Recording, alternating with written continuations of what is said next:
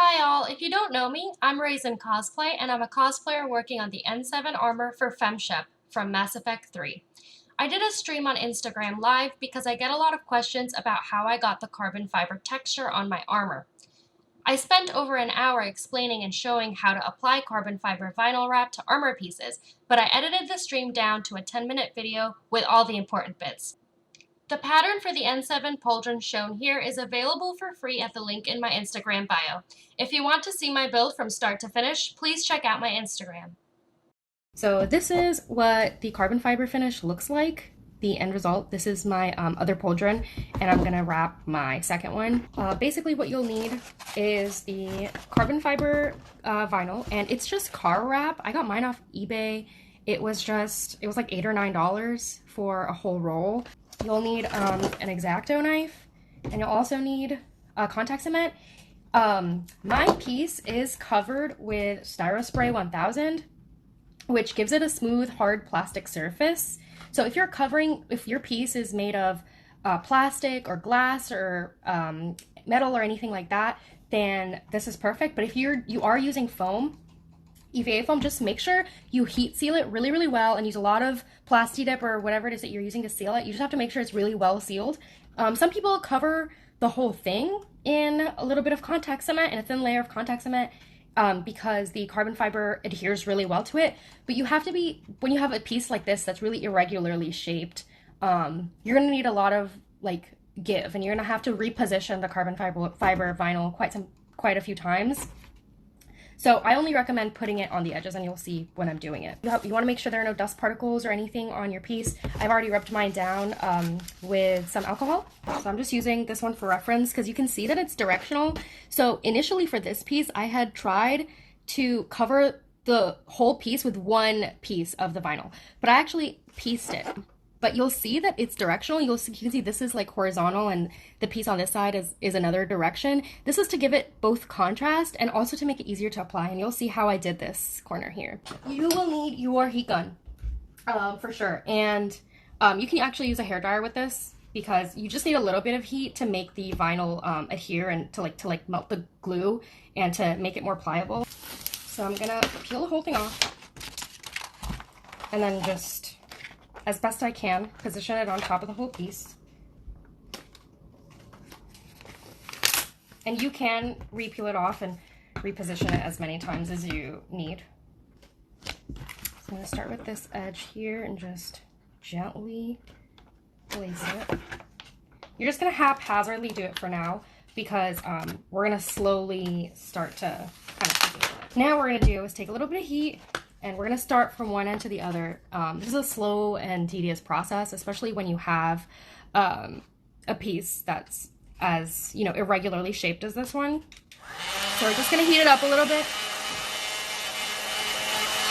And you can see now that the vinyl has stuck, has kind of formed to the piece here. I don't know if you guys can see, but the heat made it adhere and shape to the contours of the piece. And you will have to take it off and reposition it a couple times to prevent wrinkles.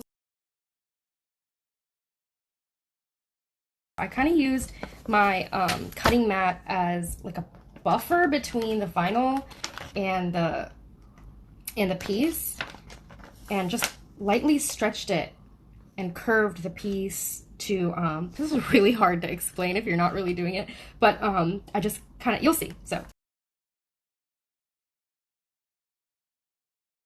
and you don't want to heat it up too much because it will melt and the design of the vinyl will become removed. And while it's hot, you can kind of lift it and move it around quite a bit.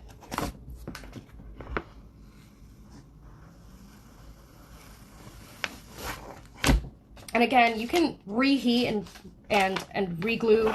The glue does melt down, and you can reheat it and reattach it as many times as you need to get your piece to be as wrinkle-free and smooth as possible. Now we're at that peak section, and you can actually see this stuff is amazing. Once you heat it up, it just kind of contours and sticks exactly where you need it to go. It just instantly softens and starts attaching itself to the object that you want to attach to.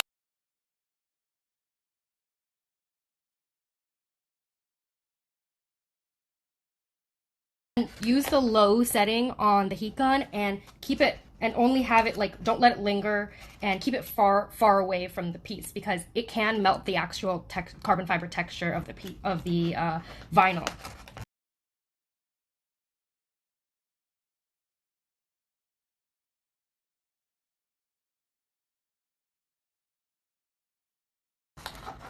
Cutting off some of the vinyl just makes it easier to access other parts. It came with this squeegee here, so that's pretty helpful.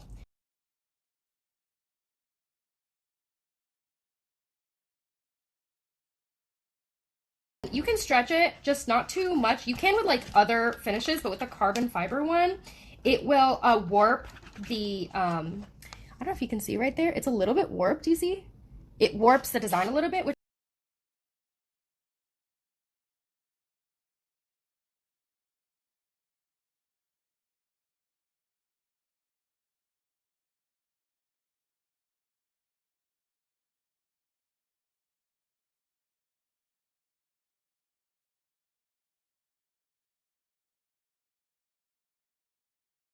this is the foam underneath. I want it to wrap around, and so I'm gonna leave some on the edge, and later we're gonna put contact cement to wrap it.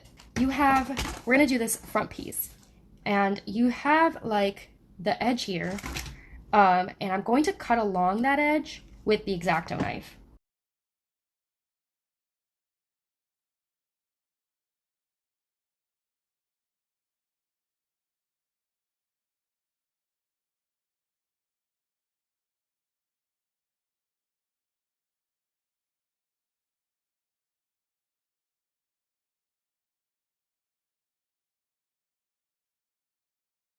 We're gonna repeat all those steps that we just did with the front here. It's a little bit easier, but when you get to this edge, we're gonna have to be a little more careful with our cutting with the X-Acto knife. But first, we're gonna wrap these around. And to do that, we're gonna put contact cement on the edges here.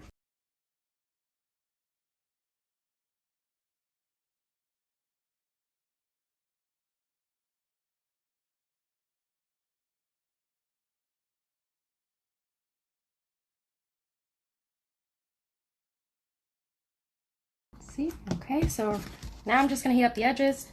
And now we're gonna go ahead and fold them over.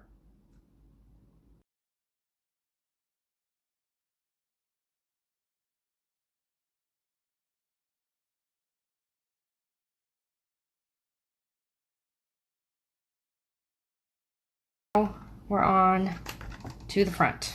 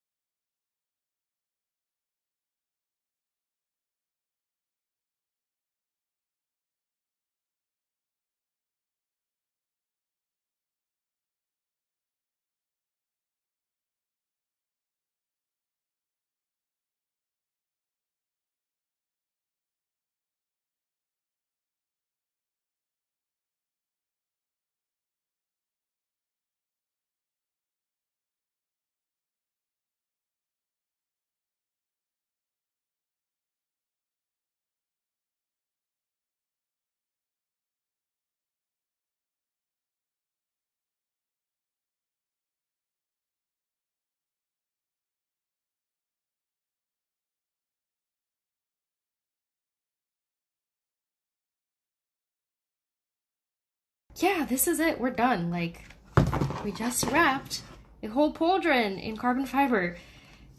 And it looks awesome, if I do say so myself. And there it is.